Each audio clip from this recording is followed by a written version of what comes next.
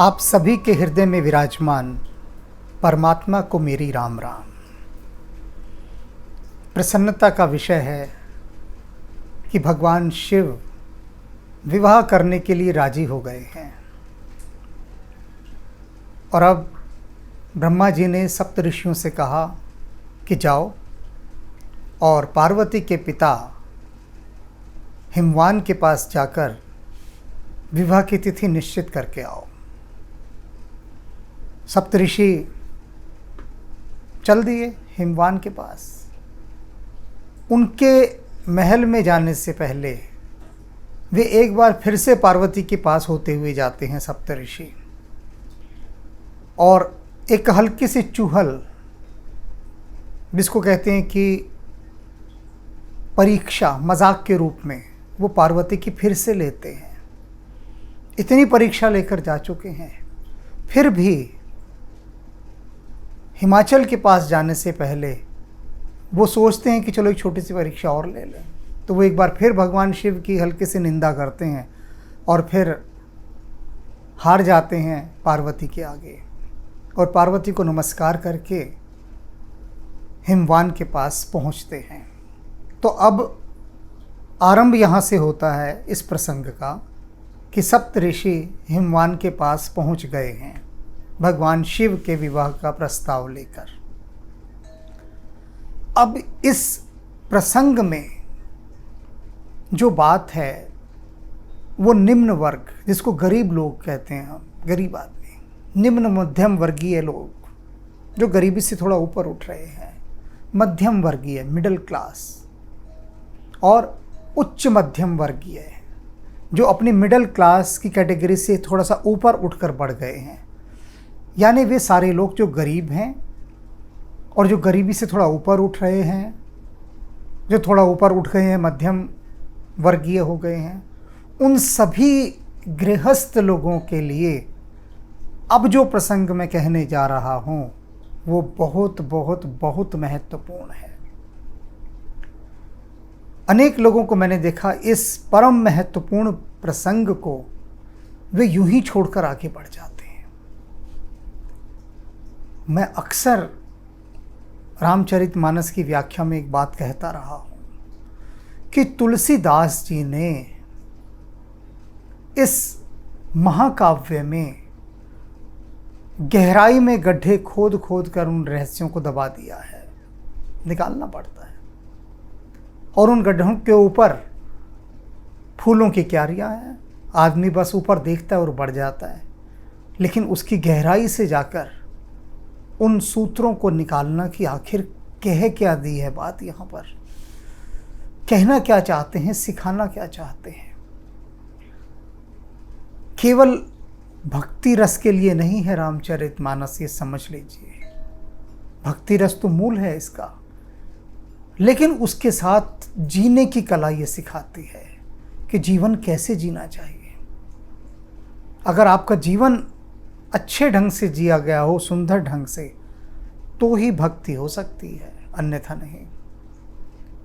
अब यहाँ पर मैं वो गहराई में जो तुलसीदास जी ने मोती छिपाया हुआ है जनमानस को देने के लिए, वो मोती निकाल कर आपको दिखाऊंगा। और ऐसा मोती है कि जिसने उस मोती को गांठ में बांध लिया ना, उसको कभी जिंदगी में कमी नहीं आएगी, अभाव, गरीबी कभी नहीं आएगी अगर उसे गांठ बांध लिया तो। पर गांठ बांधना बहुत मुश्किल है। खुल जाएगी गांठ, खुल जाएगी, और आप ना भी खोलेंगे, आपके रिश्तेदार, आपके घर वाले वही आपकी गांठ खोल देंगे, धोती उतार देंगे गांठ खोल के। आप देख लीजिएगा यहाँ कैसे गांठ खुली है, आपको मैं उदाहरण सहित बताऊंगा। तो अब हम प्रसंग पर चलते हैं। प्रसंग क्या है? सब प्रसंग गिरपति ही सुनावा, मदन दहन सुन अति दुख पावा। वहाँ पहुँचे सप्तऋषि, और पहुँचने के बाद उन्होंने हिमवान को सारा का सारा प्रसंग सुनाया। पूरा प्रसंग, क्या प्रसंग कि किस तरह से हमने पार्वती की परीक्षा ली, परीक्षा में वे बिल्कुल उत्तीर्ण हो गईं। उसके बाद भगवान शिव की समाधि भंग करने के लिए कामदेव ने वहाँ पहुंचकर पंचबाण चलाए।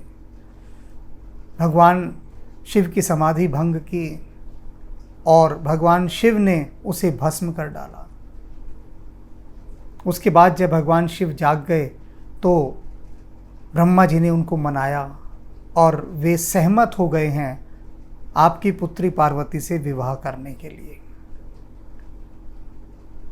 तो कामदेव के भस्म होने की बात सुनकर हिमवान को बहुत दुख हुआ, बड़ा दुख मनाया उन्होंने।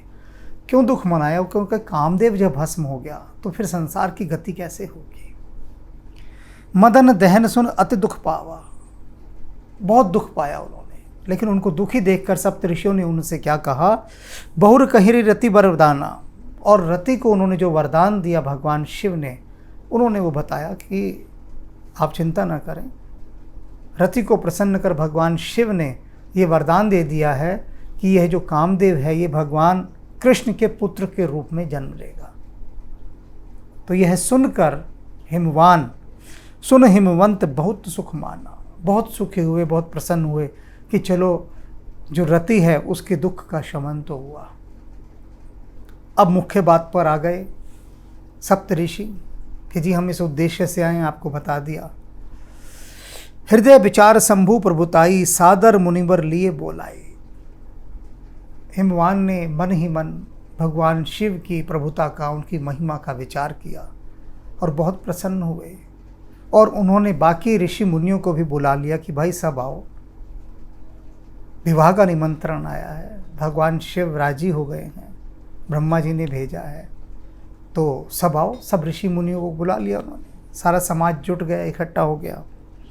सुदिन सुनखत सुधरी सोचाई, बेग वेद विधि लगन धराई। अच्छा दिन, मुहूर्त, लक्षण, वो सारे नक्षत्र इत्यादि सारी गणना करके ऋषि मुनियों ने लगन लिख दिया कि ये लगन की तिथि निश्चित हो गई और वो लगन पत्रिका तैयार कर दी गई। पत्री सप्त ऋषि सोहि दीनी, गए पद विनय हिमाचल कीनी। हिमाचल ने सप्त ऋषियों के चरणों की वंदना की और उनको कहा कि महाराज ये लगन की पत्रिका तैयार है, ये आप ले जाइए और ब्रह्मा जी को सौंप दीजिए, विवाह की तिथि निश्चित कर दी गई है, ये पत्रिका आप थामिए। और वो लगन पत्रिका उनको दे दी। जाई विधि तिन दीन सुपाती, बाचत प्रीति ने हृदय समाती। सप्त ऋषियों ने जाकर ब्रह्मा जी को वो लगन की पत्रिका दे दी कि जी हम गए थे वहाँ पर और हिमवान ने ऋषि मुनियों को बुलाकर शुभ नक्षत्र, दिन इत्यादि सब गणना करके ये तिथि निकाली है और ये हम लगन पत्रिका लेकर आए हैं। और ब्रह्मा जी, उनकी स्थिति तो कहते हैं कि लगन पत्रिका बाँचते बाँचते उनके तो हर्ष का ही अंत नहीं था। इतना अधिक प्रसन्नता में बह रहे थे ब्रह्मा जी कि इस सुंदर दिन को देखने के लिए हमने क्या क्या जतन नहीं किए, और आज ये तिथि सुनिश्चित हो गई है विवाह के। तो सबको उन्होंने सुनाया और उनके तो हर्ष का पारावार ही नहीं था, इतने हर्षित थे। लगन बाँच अज सब ही सुनाई, हर्षे मुनि सब सुर समुदाय।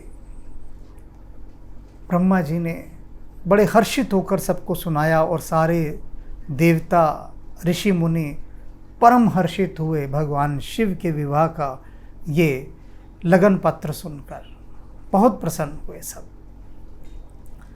सुमन वृष्टि नभ बाजन बाजे, मंगल कलश चहुं दिस साजे। चारों तरफ मंगल गान होने लगे, आकाश से पुष्पों की वर्षा होने लगी और उन मंगल ध्वनियों के साथ सारा ऋषि मुनि समाज, देवताओं का समाज सब प्रसन्नचित्त था कि अब उस तारकासुर का वध होगा, क्योंकि भगवान शिव ने विवाह करने के लिए सहमति दे दी है।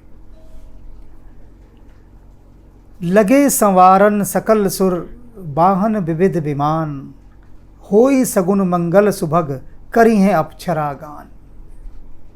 अब देवताओं की तैयारियां शुरू हो गई। सब अपने अपने वाहनों को, विमानों को सजाने लगे सुंदर रूप से। अप्सराएं चारों तरफ गीत गाने लगी। स्वर्गलोक में उत्सव का परिवेश था कि अब देवताओं को सताने वाला, देवताओं पर अत्याचार करने वाला तारकासुर अब जीता ना बचेगा। और उसके लिए भगवान शिव के विवाह के उत्साह में पूरे स्वर्ग में एक आनंद की लहर दौड़ रही थी।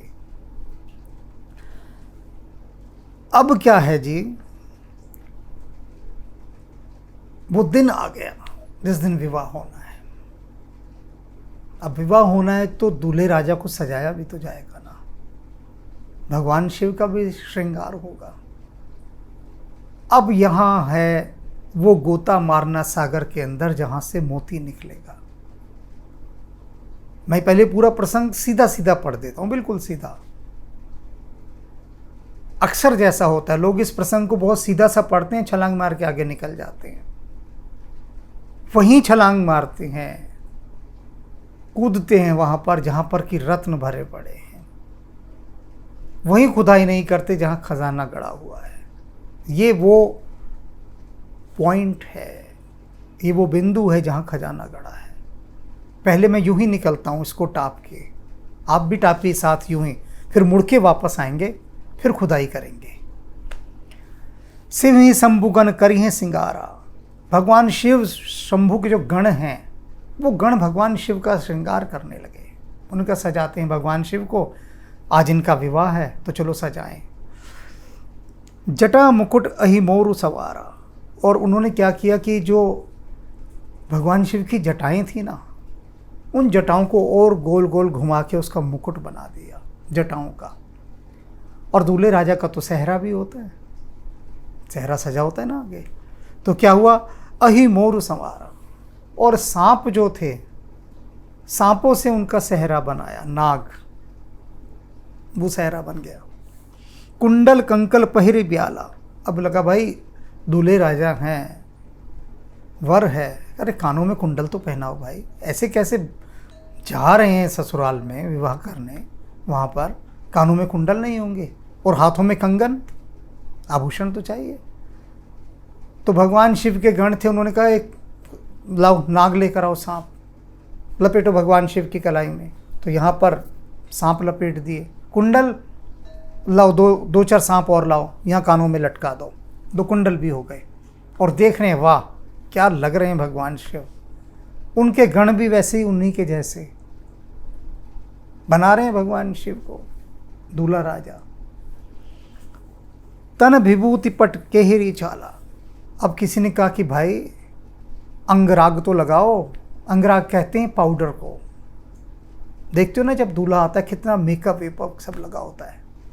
अब वो गण है शिव के, किसी ने कहा भाई अंगराग तो लगाओ, तो उन्होंने कहा एक काम करो, वो शमशान की राख रखिए लाओ, वही भभूति पूरे शरीर पर मल दी, पूरी दूल्हे राजा के शमशान की राख भभूति वही जो है लगा दी। तन विभूति पट के हेरी चाला। अब कहते और ड्रेस तो लाओ। तो उनका ड्रेस रखी तो है बाघ की खाल है, लपेटो, लपेट दी जरा से। और सब देख रहे हैं कि क्या लग रहे हैं भगवान शिव। सजा दिया। अब ये है सीधा सीधा पढ़ के आगे निकल जाना। भक्त भी बड़े आनंदित, क्या हा क्या भगवान शिव को सजाया गया है, क्या सजाया गया है। ठीक है, बिल्कुल ठीक है, भक्ति रस है यहाँ, बिल्कुल है, किंतु उससे भी गहरी बात है। उस गहरी बात को पकड़ना है। भक्ति के आनंद में तो हम झूम चुके हैं, अब उस गहरी बात के। ऐसा कौन व्यक्ति होगा जिसका विवाह हो और वो ऐसा सजे, बताइए। पहले ही सप्तऋषियों ने कहा कि वे उदासीन हैं, कितने सहज हैं। कहते ना सत्यम शिवम सुंदरम। सहजता की, सरलता की पराकाष्ठा है भगवान शिव। कितने सहज, सोच सकते हैं कितनी सहजता। कि जैसे हैं वैसे हैं, कोई ऊपरी दिखावा नहीं, कोई बनावट नहीं, कोई आर्टिफिशियलिटी नहीं। विवाह है आज, ठीक है, जैसे अब ये उनका फॉर्मल वियर और डेली वियर दोनों एक ही हैं, इससे अलग कुछ है ही नहीं। अब उनके गण हैं, उनको पता ही नहीं फॉर्मल वियर क्या होता है, कि किसी ख़ास मौके पर, किसी ख़ास उत्सव समारोह में, फंक्शन में कुछ विशेष पोशाक पहनी जाती है, परिधान अच्छे होते हैं। उन्होंने तो यही देखा कि ऐसे ही सजा दिया भगवान शिव को। और सहजता, विवाह का दिन है, फिर भी जैसे हैं वैसे हैं। अब यहाँ से समझने की बात पर चलिए। आपके घरों में कितने विवाह हुए होंगे? सभी के घर में हुए हैं, सभी के। क्या ऐसा हुआ कि जो कपड़े आप घर पहने रहते हैं, जैसे बैठे होते हैं, उन्हीं कपड़ों में आप चले गए? यहाँ जो एक शिक्षा दी गई है, मैं उस शिक्षा पर आता हूँ। मेरे एक मित्र का पुत्र आया एक दिन मेरे पास, आता ही रहता था। तो एक दिन बहुत चेहरे पर उसके प्रसन्नता, जोश, चमक, सब कुछ ही एक अलग था। नूर एक टपक रहा था उसके चेहरे से। आके बैठा, जो सामान्य शिष्टाचार होता है, पैर वैर छू के नमस्कार किए। मैंने कहा हाँ भाई, आज बहुत प्रसन्न हो। तो कहने लगा जी, ये विवाह का जो है, मैं आपको निमंत्रण देने आया हूँ। मेरा विवाह तय हो गया है और सगाई थी कल, बस यूं ही जल्दी में सगाई भी की गई और एकदम बात बन गई थी। अब मेरा विवाह इस दिन है और ये उसका कार्ड है, साथ में मिठाई का डब्बा भी था, जैसे होता है। मैंने उसका कार्ड देखा, बहुत ही शानदार कार्ड, बहुत बढ़िया। मैं देखता रहा पहले तो कार्ड को, और मैंने कहा भाई क्या कार्ड है तुम्हारा। और मेरा इतना कहना था कि वो शुरू हो गया। फिर कहने लगा कि जी ये कार्ड मुझे 70 रुपये का पड़ा है। दुकानदार तो 100 का कह रहा था, लेकिन 70 का पड़ा है। और मैं उसके चेहरे की तरफ देख रहा था जब वो कह रहा था कि मुझे 70 का पड़ा है, क्योंकि 70 रुपये का कार्ड बहुत अमीर लोग छपवाते थे। जब उसने मुझे वो कार्ड दिखाया उस समय, और जो सामान्य लोग थे उनके 5 रुपये 10 रुपये के बीच में ठीक ठीक कार्ड छप जाते थे। मैंने कहा यार, 70 रुपये का कार्ड तुम्हें छपवाने की क्या आवश्यकता थी, है? खैर मैंने कहा अब छप गया तो कोई बात नहीं, बढ़िया कार्ड है। उसने कहा आप अंदर खोल के देखिए। मैंने कहा मैं अब इसे आराम से देखूंगा, अभी तुमसे तो बात कर लूँ। थोड़ी बहुत और बात की तो उसने फिर मुझे स्वयं बताया कि एक फ़ोटो दिखाई उसने मुझे। कहता ये फ़ोटो आप देखिए। मैंने देखी। मैंने कहा ये तो भाई किसी राजकुमार की फ़ोटो है, कौन है ये? उसने कहा जी ये राजकुमार नहीं है, ये एक मॉडल है, मॉडलिंग जो करते हैं। तो मैंने कहा अच्छा, तो इस मॉडल का इस समय क्या अभिप्राय है, तुम मुझे दिखा रहे हो? कहते जी आप मॉडल को मत देखो, इस मॉडल ने जो शेरवानी पहनी है ना, आप वो देखिए। मैंने देखा।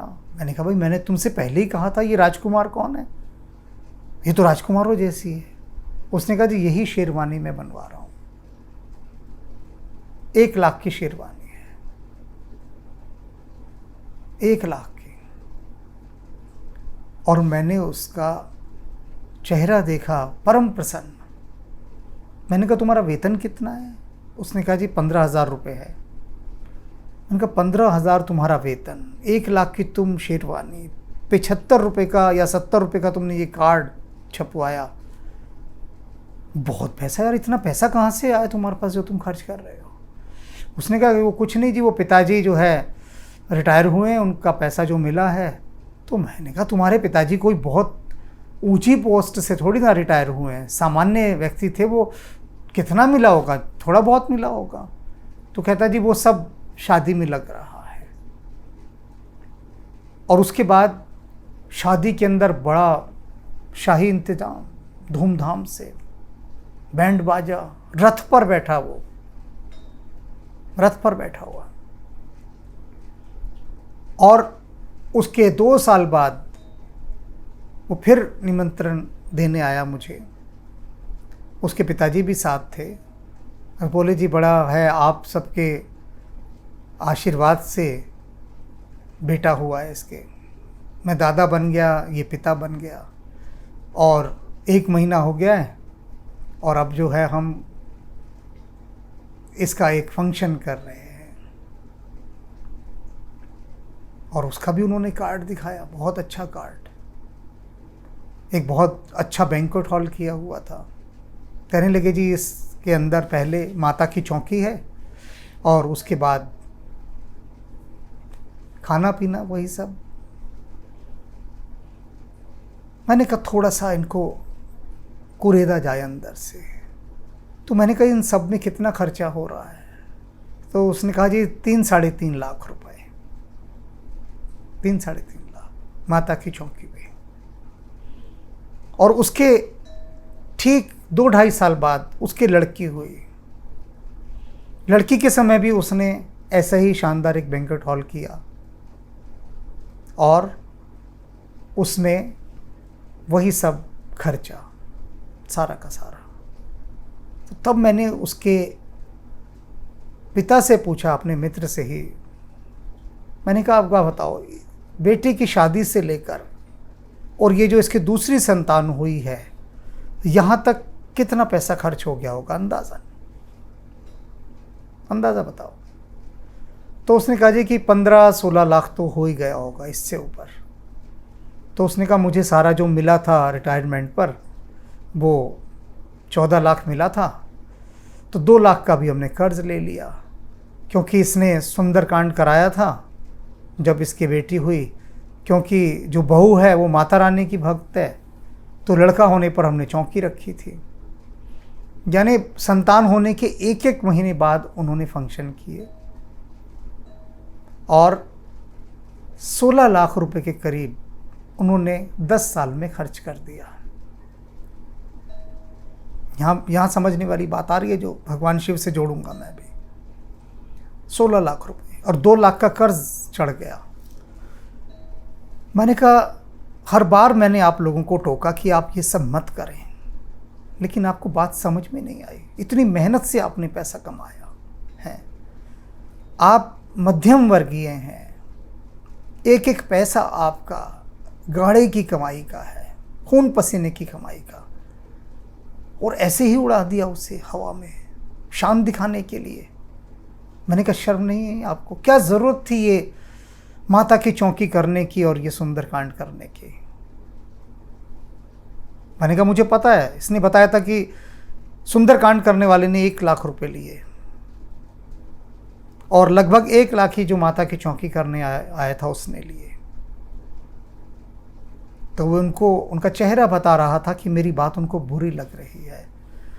तो उन्होंने कहा कि आप तो सदा अध्यात्म और भक्ति का ही हमें मार्ग दिखाते हैं, आप मना कर रहे हैं कि माता की चौकी नहीं रखनी चाहिए थी, सुंदरकांड नहीं रखना चाहिए था। उन्होंने बहुत अपना चेहरा दुखी और उदास बनाते हुए मुझसे कहा कि आप ऐसा कह रहे हैं? मैंने कहा हाँ मैं ऐसा कह रहा हूँ। अगर आपको माता की चौकी रखनी थी, अपने घर में खुद बैठ के जगराता करते, पूरी रात बैठ के माता की भेंट गाते, आप और आपका परिवार, रिश्तेदार आ जाते, घर के अंदर ही बैठ के पूरी रात खुद जागरण करते और जगराते का प्रसाद खुद घर पर बनाते। मैं जागरण का विरोध नहीं कर रहा, मैं आपकी फिजूल खर्ची का विरोध कर रहा हूं कि क्या आवश्यकता थी इतना बड़ा आयोजन करने की। खुद करते ना, खुद सिमरन करते। वो वहाँ पर आके माइक पे लेके 15-20 माता की भेंट गा जाएगा और तुम उस समय अपने रिश्तेदारों से बात करते रहोगे वहाँ पर। ये कौन सी भक्ति हो गई? एक रात में तुमने लाखों रुपए उड़ा दिए। और वही सुंदरकांड की बात, खुद करो ना करना, खुद करो। तो कहते फिर इन लोगों का क्या होगा? अब देखिए तर्क लोग कैसे कैसे करते हैं अपने बचाव के लिए। कहते हैं जो माता की चौकियाँ करते हैं, सुंदरकांड करते हैं, इन लोगों का क्या होगा अगर हम लोग ऐसे ही सोच लेंगे? मैंने कहा ये तुम्हारे लिए नहीं है, ये उनके लिए है जिनको माता रानी ने इतना दिया है, इतना दिया है कि उनसे संभाले नहीं संभलता। वो एक माता की चौकी पर 4 लाख या 40 लाख खर्च करे, मैं तो चाहता हूँ वो 40-40 लाख की चौकियाँ करें। माता रानी ने इतना दिया है उनको, जिनको हनुमान जी ने बेहिसाब दिया है, बेहिसाब। वो सुंदरकांड ही क्या, पूरा रामचरितमानस का पाठ करवाएं, चले साल भर खूब शाही शान और शौकत के साथ।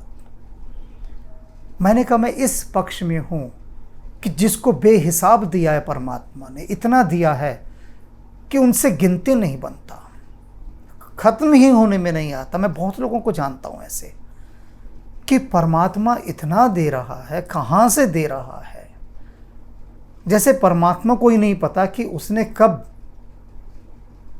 अपने द्वार दरवाजे उनकी तरफ खोल दिए और बंद करना तो वो भूल ही गया है। इतना दे रहा है परमात्मा। उन लोगों को बेहिसाब खर्च भी करना चाहिए। ये जितने शाही अमीरी खर्चे बने हैं ना, सब लोग दिखावे वाले, ये सब उनके लिए हैं। ऐसे बेहिसाब अमीर लोग अगर बेहिसाब फिजूल खर्ची नहीं करेंगे तो संसार कैसे चलेगा? उन्हीं के कारण तो संसार चलता है जब वो इतना बेहिसाब खर्चते हैं। तो पैसा घूमता है, लोगों को रोजगार मिलता है। और मैंने कहा तुम्हें माता रानी और हनुमान जी ने सिर्फ इतना दिया है कि दाल रोटी बमुश्किल खा सको, ठीक ठाक दाल रोटी, भूखे नहीं मरोगे, इतना दिया। और उसमें ये 16 लाख तुमने यहां खपा दिया है, और 2 लाख का कर्ज भी। अब आज की स्थिति में वो रो रहे हैं। वो मित्र मुझे बोले कि आपने सच कहा था, आज हम एक एक पैसे को मोहताज हैं, एक एक पैसे को। महामारी का काल, बेटे की भी नौकरी चली गई, मैं तो रिटायर्ड हूँ ही, बीमारियों पर पैसा लग रहा है, एक एक पैसे को हम अब भीख मांगनी पड़ रही है। तो मैंने कहा भीख क्यों मांगते हो? उन सब लोगों को कहो फ़ोन करके कि जी हमने आपको बुलाया था ना माता की चौकी में, यहाँ बुलाया था ना, इतना पैसा खर्चा, तो थोड़ा आप इस समय मदद दे दो। उसने कहा जी कोई रिश्तेदार मदद करने को तैयार नहीं है, कोई भी। तो यहाँ पर उन साधारण लोगों के लिए भगवान शिव कितने साधारण हैं, बिल्कुल जैसे हैं वैसे हैं। किसी का डर नहीं संसार में, किसी की परवाह नहीं कि लोग क्या कहेंगे कि आज विवाह का दिन है, और आगे कहेंगे और ये कैसे बने हुए हैं। लेकिन वो सहज साधो सहज समाधि भली, सहज समाधि साध रहे हैं, मस्त हैं, अपने में आनंदित हैं। और उनके गण भी ऐसे। अगर भगवान शिव चाहते, इंद्र को अगर एक बार बोलते कि भैया आज विवाह है, तुम्हारे पास तो पूरा ब्यूटी पार्लर खुला हुआ है स्वर्ग में, तो इंद्र क्या ना भेजता? किसी कुछ ये बोध ही नहीं, कोई खुशी नहीं अपने विवाह की, मेरा विवाह है आज। सप्तऋषियों ने पहले ही कहा था ना कि ये शिव उदासीन है, कोई आनंद नहीं। बैठे हैं, गण सजा रहे हैं, सजा लो भैया तुम। और सजाने के लिए भी वो कोई बाहर से चीज़ नहीं ला रहे हैं, कोई भी चीज़। यहाँ ये देखने वाली चीज़ है कि जिसका विवाह हो, अच्छे से अच्छा शिव भक्त भी भगवान शिव के इस रूप को फॉलो नहीं कर सकता, इसका अनुगमन, इसका अनुसरण नहीं कर सकता, कोई भी नहीं करेगा। सब जिस दिन विवाह होगा अपने को फुल डेकोर करेंगे। उसने बनवाई ना शिव अपने लिए शेरवानी, 1.5 लाख की डिज़ाइनर, 1 लाख की जो भी थी। और उसके बाद मैंने उससे पूछा 10 साल बाद कि अच्छा एक बात बताओ, वो शेरवानी कितनी बार पहने? तो उसने कहा जी एक ही बार पहनी, उसके बाद पहनी नहीं। मैंने कहा क्यों? कहता जी किसी के फंक्शन में पहनी नहीं जाती, शर्म आती है पहनते हुए, लगता है कि मैं ही दूल्हा ना समझ लिया जाऊं वहाँ पर। अब बताओ ऐसे कपड़े का क्या लाभ कि जो एक दिन के लिए शेरवानी खरीदी और दोबारा कभी पहने ही नहीं गई। अरे हाँ, एक बात तो बताना ही भूल गया मैं कि जब दो बच्चे हुए उसके 2 संतान, तो दोनों संतानों के होने पर उसकी पत्नी ने शानदार लहंगे बनवाए थे दोनों बार, बहुत महंगे लहंगे, और तभी तो वो 16 लाख पहुंचा बजट जाके। अब आज वो 16 लाख उनके पास होते, वो खुद कहते हैं, तो जी हम बड़े, जिसको कहते हैं कि आत्मनिर्भर होते, आत्मविश्वास हमारे अंदर होता, आज हम भय से काँप रहे हैं कि पैसा कहाँ से आएगा। तो वे लोग, मैं सिर्फ उन लोगों को कह रहा हूँ कि हाँ, भगवान शिव से आप शिक्षा लीजिए कि जिनको खून पसीने की कमाई अपने घर लेकर आनी है, बिल्कुल ईमानदारी की कमाई जिनकी आनी है। ये मैं यहाँ ईमानदार लोगों के लिए बात बता रहा हूँ, उनके लिए नहीं कह रहा जिनके पास हर रोज़ लाखों रुपए रिश्वत की बेईमानी के आ रहे हैं, या रिश्वत बेईमानी के नहीं भी आ रहे तो दैवी कृपा से उनके ऊपर इतना बरस रहा है कि संभाले नहीं संभलता। उन दोनों लोगों के लिए मैं यहाँ ये बात नहीं कह रहा, उनको तो खूब रॉयल लाइफ जीनी चाहिए, लेकिन जो बिल्कुल गाढ़े की कमाई है, एक पैसा भी बेईमानी का नहीं लाते, ईमानदार लोग, सीधे साधे लोग, उनको लोग दिखावा नहीं करना चाहिए। भगवान शिव से प्रेरणा लो। विवाह है, फिर भी जैसे नियमित रूप से रहते हैं उसी रूप में दूल्हा बनकर जा रहे हैं। तो यहाँ ये बात आई समझ में, नहीं समझ में आएगी तो समझने की कोशिश करना, क्योंकि समाज का डर जैसे उन लोगों का था कि रिश्तेदार क्या कहेंगे कि लड़के के शादी कर दी, कोई खाना बढ़िया नहीं, ये बढ़िया नहीं, तो समाज से डरोगे तो कर्जों में मरोगे, दुख में धंसोगे। तो इन सब चीज़ों से बाहर निकलना है। जितना परमात्मा ने दिया है अपनी चादर देख के पैर पसारो, उसी में करो। तो ये भगवान शिव के इस सहज स्वरूप से तुम सबको ये सीखना है। अभी बात यहीं नहीं थमी है, आगे चलते हैं। शशि ललाट सुंदर सिर गंगा, भगवान शिव के ललाट पर अब चंद्रमा है। उन्होंने कहा ये ठीक है, बहुत सुंदर लग रहा है और कुछ नहीं चाहिए। सिर गंगा, कहते वाह गंगा भी है। उनके गण बोले क्या सुंदर लग रहे हैं भगवान शिव। नयन तीन उपबीत भुजंगा, 3 नयनों वाले त्रिनेत्र भगवान शिव। जब उनके जनेऊ की बारी आई तो उन्होंने कहा लाओ एक सांप और लाओ, गले में बांधो, यहाँ जनेऊ हो गया, लो बहुत सुंदर जनेऊ। सब प्रसन्न हो रहे हैं और देख रहे हैं, वाह क्या सज रहे हैं दूल्हे राजा, वर को कितना सुंदर हम सजा रहे हैं। भगवान शिव के गण उन्हीं के जैसे सरल भोले भाले सजा रहे हैं महादेव को। गरल कंठ उर नर सिर माला, नोटों की माला होती है ना गले में दूल्हे राजा के यहाँ, आजकल तो मोतियों की भी माला, इलायची की माला, और नोट भी बड़े बड़े होते हैं, छोटे मोटे नोट नहीं। तब उन्होंने कहा गले में किसकी माला, तो उनके गणों ने कहा अरे किसकी क्या, वो नर मुंडों की माला बनी हुई है, वो लाओ भगवान शिव के गले में पहनाओ। खोपड़ियों की माला, वो खोपड़ियों की माला पहना दी। गला उनका सुशोभित था, कंठ नीला, विषपान करने के कारण वो अपनी शोभा दे रहा था। अशिव वेश शिव धाम कृपाला, कह रहे हैं सारा वेश जो था उनका वो सब अशिव था, अमंगल था, अशुभ था। देखने वाला जो भी देखेगा वो क्या कहेगा, ये रूप है क्या, अमंगलकारी रूप। कल्पना कीजिए, सिर्फ कल्पना कि आपके घर में शादी है और जो बारात लेकर आ रहा है और जो उसका जो दूल्हा है वो ऐसे रूप में हो, अमंगल रूप में। चलो ऐसा रूप तो नहीं ही हो सकता, कितना भी साहसी वो नहीं धर सकता, क्योंकि शिव का रूप शिव का ही है। लेकिन हम ये तो कर सकते हैं कि फटे पुराने कपड़े पहनकर चले जाएं, देखो कैसा लगेगा, कोई स्वीकार नहीं करेगा। तो अमंगल वेश होने पर भी वो शिव क्या हैं, कहते हैं वे शिव मंगल के धाम हैं, शुभ करने वाले। शिव का अर्थ ही होता है जो शुभ हो, सदा सदा शुभ हो। कहते हैं चाहे भगवान शिव का ये वेश देखने में अमंगल लगता है, लेकिन ये बड़े कृपा के सागर हैं, और उसके साथ साथ ये शुभ और मंगल के धाम हैं। आपने बाकी देवी देवता देखे हैं, इंद्र को ही ले लेते हैं,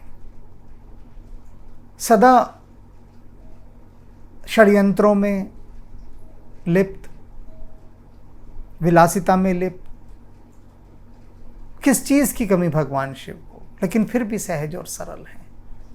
और जितने देवी देवता ये सब स्वर्ग के हैं, वे सब सदा भोग में लिप्त रहते हैं, एक से एक श्रृंगार कर रहे हैं।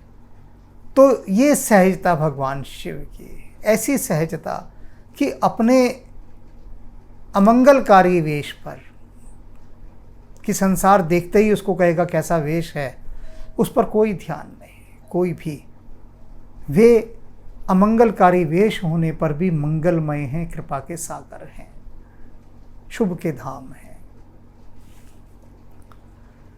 कर त्रिशूल और डमरू विराजा, उनके हाथ में त्रिशूल और डमरू विराजमान था। सारी चीज़ें वही हैं, कोई भी अतिरिक्त चीज़ विवाह के दिन जब वो वर बने हुए हैं, दूल्हा बने हुए हैं, आप देखेंगे इनके माध्यम से कि वही सब चीज़ें जो वे रोज़ धारण करते हैं, जो उनके परिधान का एक रोज का हिस्सा हैं, वही सब लेकर वे चल रहे हैं। कोई अतिरिक्त चीज़ें नहीं है, कोई बढ़िया से बढ़िया ब्रेसलेट नहीं है, मोतियों हीरों की माला नहीं है, कुछ भी नहीं है। तो ऐसी सहजता कि जैसे हैं वैसे हैं। जितना सामर्थ्य, जितनी शक्ति परमात्मा ने हमें दी उतने ही हैं, उससे अधिक नहीं। अगर परमात्मा ने एक साधारण सी कार खरीदने का सामर्थ्य दिया है तो बिल्कुल नहीं, जैसा कि मैं देखता हूँ कि लोग कर्जे ले लेकर महंगी महंगी गाड़ियाँ खरीदते हैं और हर महीने की किश्त उनकी होती है कि परिवार में यदि 2 सदस्य कमा रहे हैं ना, तो एक सदस्य की जो तनख्वाह है वो पूरी कार की किश्त में जा रही है। पति पत्नी अगर दोनों कमा रहे हैं तो लोक दिखावा, कि अपना स्टेटस दिखाना है दुनिया को कि हम देखो अमीर हैं। अरे भगवान ने नहीं बनाया अमीर, तो क्यों जबरदस्ती अपने को अमीर दिखा रहे हो, क्यों दिखा रहे हो? भगवान ने बनाया होता तो एक अलग बात थी, नहीं बनाया उसने, लेकिन जबरदस्ती कर्जे ले लेकर दिखाएंगे दुनिया को। भगवान ने स्कूटर खरीदने की हैसियत दी है, लेकिन कार खरीदनी है और ऊंची मॉडल की खरीदनी है। लोक दिखावा, और यहाँ कोई लोक दिखावा नहीं भगवान शिव का, जैसे हैं वैसे हैं। चले बसों चढ़ी बाजे ही बाजा, और उसके बाद भगवान शिव अपना नंदी बैल पर चढ़ गए, बाजे बजने लगे। अब यहाँ देखिए कि अगर इंद्र से कहते भगवान शिव कि भैया अपना वो ऐरावत हाथी भेज दे, आज विवाह का दिन है। हम देखते हैं ना मित्रों को, जिस दिन विवाह है अपने मित्र को फ़ोन करेंगे कि अरे भाई तेरे पास महंगी वाली गाड़ी है, बहुत महंगी, एक दिन के लिए ज़रा भेज देना, कल मेरा विवाह है या आज मेरा विवाह है, तो ज़रा उसी में तुम्हारी भाभी को लेकर आएंगे। घर में अपनी कार है वो नहीं, क्योंकि इस कार में अगर हम दुल्हन को लेकर आएंगे तो लोग क्या कहेंगे कि बड़े टुच्चे लोग हैं। बताओ, घटिया सी गाड़ी में दुल्हन को लेकर जा रहा है, टुच्चे लोगों के साथ रिश्ता किया है। तो वो शब्द ना सुनने पड़े। और जिनके मित्र ऐसे नहीं होते कि उनके पास बड़ी आलीशान गाड़ी हो, वो लोग किराए की गाड़ियां करते हैं, लंबी गाड़ी एकदम, ओ मार लंबी गाड़ी, एक दिन का किराया 20-20, 25-25 हज़ार देते हैं एक कार का, 50-50 हज़ार। किस लिए? कि शान दिखाने के लिए, कि दुनिया देखिए भाई वाह कितने अमीर लोग हैं, कितनी लंबी गाड़ी है इनके पास। और अगले दिन देखा तो पता वो बस में धक्के खा रहा है। किस लिए ये सब? भगवान शिव अपने उसी बैल पर बैठ कर गए, नंदी बैल पर, कि चलो उस पर सवार हो गए, बैठ गए। कोई बाहर का कुछ नहीं, ताम झाम किसी भी तरह का। यहाँ मैं एक बात थोड़ी सी फिर पीछे लौट के कर रहा हूँ कि जब वो मेरा मित्र और उसका बेटा आए थे और मैं उनको थोड़ा सा डांट रहा था इस तरह से कि तुमने अपना कितना पैसा बर्बाद किया। तो उनका बेटा बोला वैसे कि एक बात पूछूं? मैंने कहा हाँ बिल्कुल पूछ। और मैंने कहा शर्मा मत, तेरे पूछने के ढंग से ही लग रहा है कि तू कुछ ऐसी बात पूछना चाहता है कि जो शायद थोड़ी तुझे आपत्तिजनक लग रही है, लेकिन पूछ, निसंकोच पूछ, पूछने में मुझसे कोई संकोच मत कर कुछ भी। तो उसने कहा बुरा तो नहीं मानेंगे। मैंने कहा कमाल करता है, मेरे पास एक यही तो गुण है जो परमात्मा ने दिया है कि किसी की बात का बुरा नहीं मानता।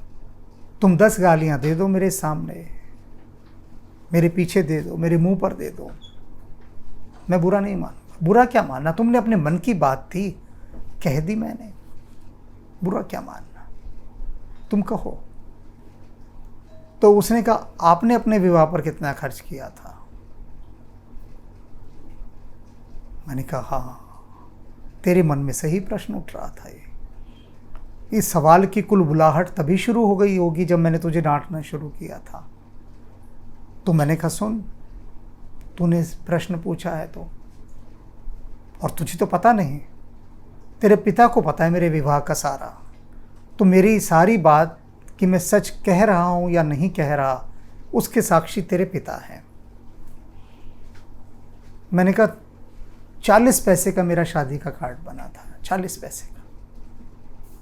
मैं तुझे शुरुआत करता हूं, क्योंकि जब मेरा विवाह हुआ तब मैं लगभग समझ लो बेरोजगार ही था, लगभग। तो कहां से पैसा होगा? बहुत साधारण सी एक नौकरी थी, एक विद्यालय में हिंदी शिक्षक लगा था, अस्थायी, 1200 रुपये मिलते थे। और जब लगा था उसके 2-3 महीने बाद ही विवाह निश्चित हो गया राम जी की कृपा से। तो जो कागज़ की मार्केट होती है वहाँ जाकर हाथ का बना पेपर खरीदा, जिसे हैंडमेड पेपर कहते हैं, और उस हैंडमेड पेपर पर 8 इंच बाय 10 इंच की शीट्स कटवाई और अपने हाथ से विवाह का विवरण लिखा और स्क्रीन प्रिंटिंग वाले के पास जाके कहा कि भैया इसे छाप दे। पीले रंग का हैंडमेड पेपर था, 40 पैसे का कार्ड बना। कोई घोड़ी नहीं विवाह में, कोई हाथी नहीं, कोई रथ नहीं, कोई बैंड वाला नहीं, कोई शेरवानी नहीं, एक सबसे सस्ती सिल्क का कपड़ा कुर्ता वो लिया। बाजार से जो पारंपरिक जूतियां होती हैं जो गांव में किसान पहनते हैं वो जूती पहने, और बहुत सीमित बाराती लेकर हम चले गए थे। और मैंने कहा मेरे मुंह की तरफ मत देख, अपने पिता के मुंह की तरफ देख और इनसे पूछ कि क्या मैं मिथ्या बोल रहा हूं। उसके पिता ने कहा जी आप बिल्कुल ठीक कह रहे हैं। बहुत सादा विवाह था और दिन के 12 बजे था, रात का भी नहीं था। तो जो तंबुओं की और वो जो शानो शौकत होती है, लाइटिंग का खर्चा, डेकोरेशन का खर्चा, कुछ नहीं। दिन में 12 बजे विवाह किया, दिन के समय, और 3 बजे तक 3 घंटे में एक साधारण से बिल्कुल बैंक्वेट हॉल में बहुत कम चीज़ें रखवा कर, जितनी सामान्य हम एक घर में बना सकते थे खाने में, उतनी चीज़ें बनवाई और ऐसे विवाह किया। खाना बहुत अच्छा, सात्विक और स्वादिष्ट बनाया, सबने खाया। तो मैंने कहा जितना कम से कम हो सकता था उतना किया। अब तृप्ति हो गई तुझे? तो उसने एक ही बात कही जो अक्सर सब लोग कहते हैं कि जी आपकी तो बात अलग है। बहुत अच्छा तरीका है बचने का, कह दो जी आपकी बात अलग है। थोड़ा साहसी बनना पड़ता है। किसको याद आज? किसी को याद नहीं। एक पैसा अनावश्यक खर्च नहीं किया। और ना ही विवाह के बाद, मैंने कहा अपने पिता से पूछ ले, सामने बैठे हैं, विवाह के बाद अक्सर लोग घूमने जाते हैं आउट ऑफ स्टेशन। कहीं नहीं गए हम, कहीं भी नहीं। क्यों? क्योंकि परमात्मा ने दिया नहीं था उतना कि उड़ा सकें। दिया नहीं था। अगर दिया होता परमात्मा ने तो उड़ाना हमारा धर्म है, क्योंकि जिसको बेहिसाब दिया है वो धर्मार्थ और परोपकार के कामों में नहीं उड़ाएगा। कुछ उड़ाते भी हैं, विरले हैं वो, विरले लोग, अपवाद।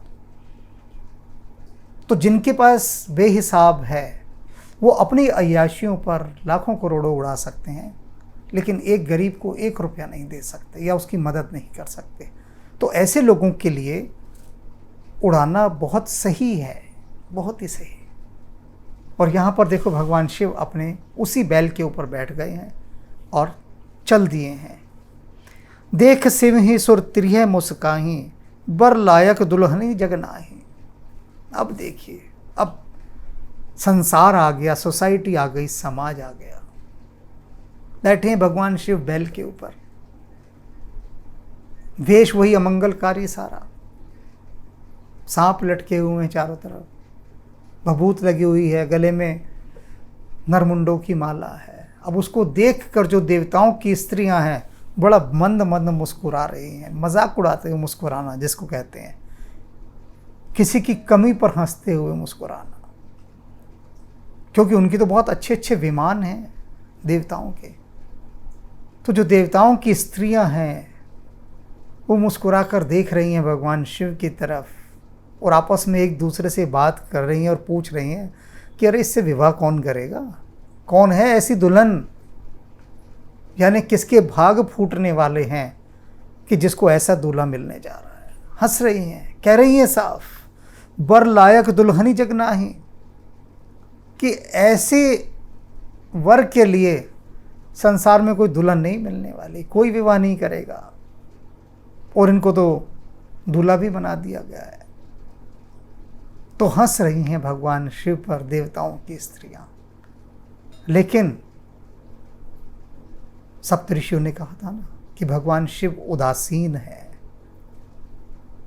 उदासीन माने इतने ऊंचे आसन पर बैठे हैं, उत्त आसीन, कि जहां पर किसी की हंसी, किसी के मजाक, किसी के व्यंग, किसी के कटाक्ष, इनका कोई असर नहीं होता, पहुंचते ही नहीं। वो इस पूरे प्रसंग में यही समझने वाली बात है कि अपने आप को इतने ऊंचे आसन पर बिठा लो, इतने ऊंचे आसन पर बिठा लो कि संसार की जो फबतियां होती हैं, जो व्यंग के तीर तुम तक छोड़े जाते हैं, जिस संसार से डरकर आप लोग जबरदस्ती फिजूल खर्ची करते हैं, उस डर से पार जा सके। बहुत साहस का काम है, बहुत साहस का। मेरे सारे रिश्तेदार इत्यादि सब एक समय मेरे से बड़े रुष्ट थे। मेरी 2 संतानें हुई और दोनों ही संतान के समय मैंने कोई फंक्शन नहीं किया। बड़ा फंक्शन जिसको कहते हैं घर में किया, अनुष्ठान किए, पूजा पाठ सब की। जो बहुत आत्मीय जन थे उनको घर बुलाया, घर पर ही खाना बनाया। या अगर हलवाई भी आ गया घर पर बैठ के तो उससे सारा सामान वामान खुद ला के दिया कि घर पर औरों को काम ना करना पड़े। तो जो कम से कम होता है कि अगर हम अपने घर में भी अगर 20 व्यक्तियों को खाना खिला रहे हैं, जैसा हम खाते हैं बिल्कुल वैसा, बस उतना। लेकिन दुनियादारी और बाकी समाज के लोगों को नहीं बुलाया। क्यों? क्योंकि राम जी ने उतना सामर्थ्य नहीं दिया था। और हमने तो कह दिया राम जी को कि देखो, हनुमान जी को भी सामने बिठा के जितना दिया है ना, उतने में ही आपको धन्यवाद देकर आनंद पूर्वक ये सारे काम करेंगे और आपको नमस्कार कर देंगे, बात खत्म। हमें दुनियादारी से कोई लेना देना नहीं। आप प्रसन्न रहने चाहिए, बस आपको हाथ जोड़ दिए सब कुछ हो गया। जैसे गणेश जी थे ना, शिव और पार्वती की परिक्रमा कर दी, बस सब कुछ हो गया। दुनिया को क्या प्रसन्न करना है, वो कभी प्रसन्न नहीं होगी। आप कितना लुटा दो, उस पर कितना खर्च कर दो, कभी प्रसन्न नहीं होगी। तो जो प्रसन्न हैं, हो सकते हैं, उन्हीं राम जी को रिझाया जाए ना, यही किया जाए। तो देखते हैं इस भगवान शिव के इस विवाह के आरंभिक प्रसंग से आप अपने जीवन में कितने साहस का संचार करते हैं। सदाशिव आपका कल्याण करें, राम जी आप पर कृपा बनाए रखें और हनुमान जी आपको वह शक्ति प्रदान करें। सत्य कहो गिरि भव तनु एहा, हठ ना छूट छूटे बरु देहा। कन कऊ पुनि पशान ते होई, जारऊ सहज न परिहर सोई।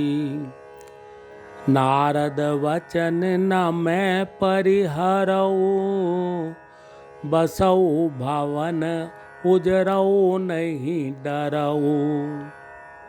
गुरु के वचन प्रतीति न जेही, सपने हु सुगम न सुख सिद्धि तेहि। महादेव अवगुण भवन, विष्णु सकल गुण धाम।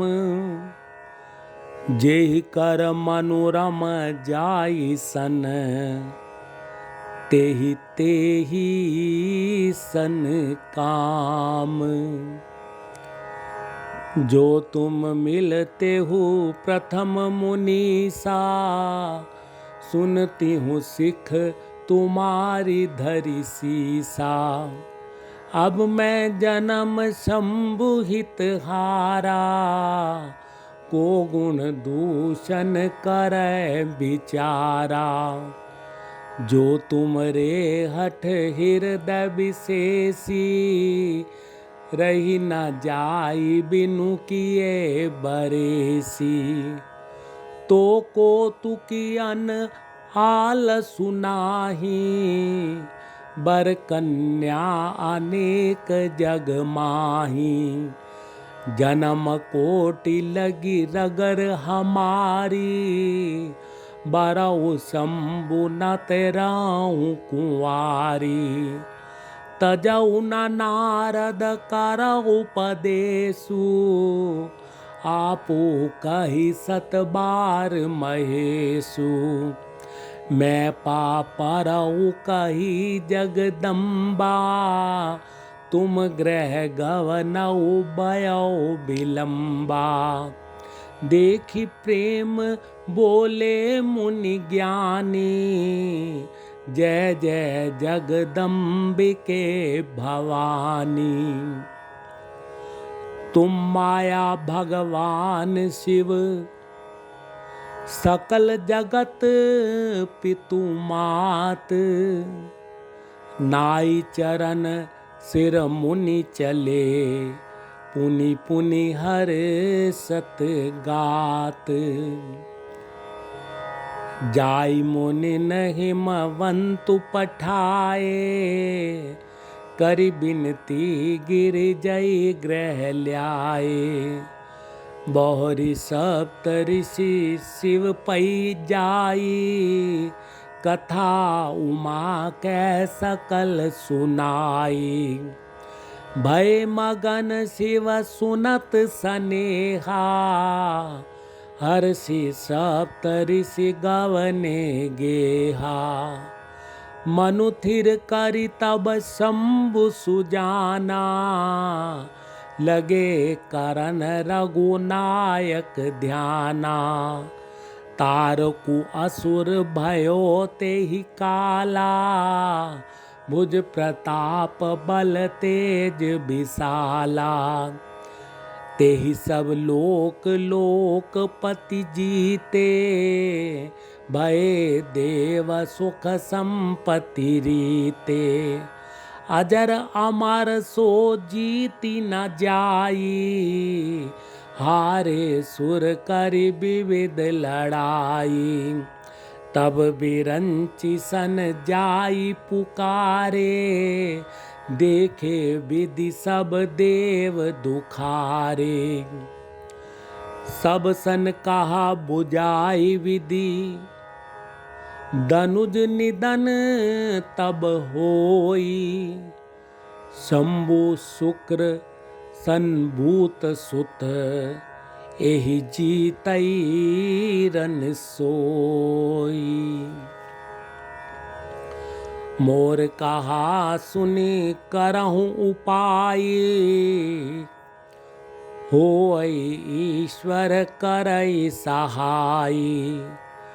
सती जो तजी दक्ष मख देहा, जन्मे जाई हिमाचल गेहा। तेहि तपु कीन शंभुपति लागी, शिव समाधि बैठे सब त्यागी। यद्यपि आहई असमंजस भारी, तदपि बात एक सुनऊ हमारी। पठवऊ काम जाई शिव पाही, करे क्षोभ शंकर मन माही। तब हम जाई शिवई सिर नाई, करवाऊब विबाहु बरि आई। एहि विधि भलई देवहित होई, मत अति नीक कही सब कोई। स्तुति सुरन कीन अति हेतु, प्रगटेउ विषम बान जस केतु। सुरन कहई निज विपत्ति सब, सुनि मन कीन विचार। शंभु विरोध ना कुशल मोहि, बिहसी कहऊ असमार। तदपि करब मैं काज तुम्हारा, श्रुति कह परम धर्म उपकारा। परहित लागी तजई जो देही, संतत संत प्रशंसई तेहि। अस कई चलऊ सवई सिरुनाई, सुमन धनुष कर सहित सहाई। चलत मार अस हृदय विचारा, शिव विरोध ध्रुव मरण हमारा। तब आपन प्रभाव विस्तारा, निज बस कीन सकल संसारा। कोपऊ जब ही बारी चर केतु, छन महु मिटे सकल श्रुति सेतु। ब्रह्मचार्य व्रत संयम नाना, धीरज धर्म ज्ञान विज्ञाना।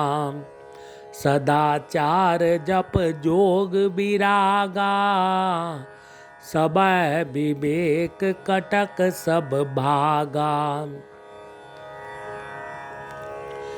जे सजीव जग